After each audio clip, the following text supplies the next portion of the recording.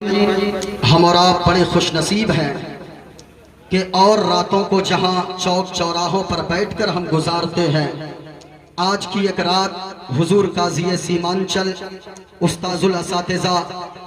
حضرت علامہ و مولانا مفتی زبیر عالم صاحب قبلہ صدیقی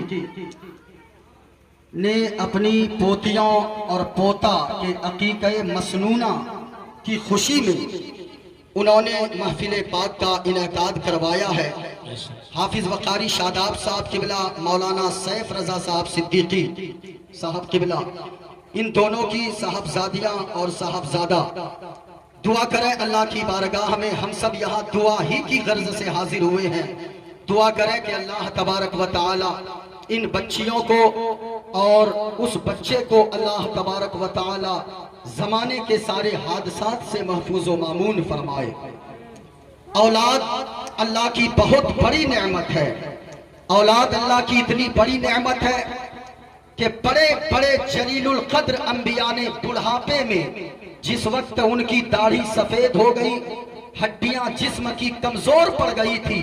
اس وقت بڑے بڑے جلیل القدر انبیاء کرام نے اولاد کے لیے اللہ کی بارگاہ میں دعائیں مانگی ہے۔ اولاد کتنی بڑی نعمت ہے، دل کا سکون اولاد کو کہتے ہیں۔ گھروں کی زینت اولاد ہے، ورنہ اولاد اگر اللہ نے آپ کو دیا ہے، آپ قدر نہیں سمجھ رہے ہیں۔ آپ اس گھر میں جا کر کبھی پتہ کیجئے جس کو اللہ نے 5 منزلہ مکان کو عطا فرما دیا، 10 لاکھ کی گاڑی تو اللہ نے دے دیا، ان کو 20 بیگھہ زمین کا اللہ نے مالک تو بنا دیا، لیکن اگر اولاد نہیں ہے اس کے گھر میں تو وہ ساری دنیا ڈھونڈ کر جب وہ گھر پہنچتا ہے ایسا لگتا ہے کہ گھر اس کو کاٹنے کو دوڑتا ہے۔ کیوں؟ اولاد گھر کی زینت ہوتی ہے، اولاد ماں باپ کی آنکھوں کی ٹھنڈک ہوا کرتی ہے،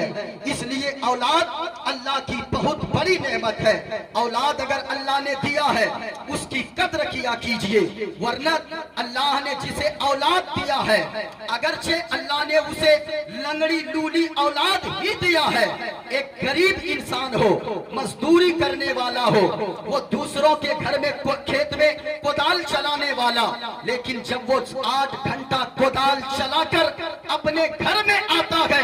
شام کے وقت اپنی اولاد کو دیکھتا ہے اور اٹھا کر اپنے سینے سے بچے کو لگاتا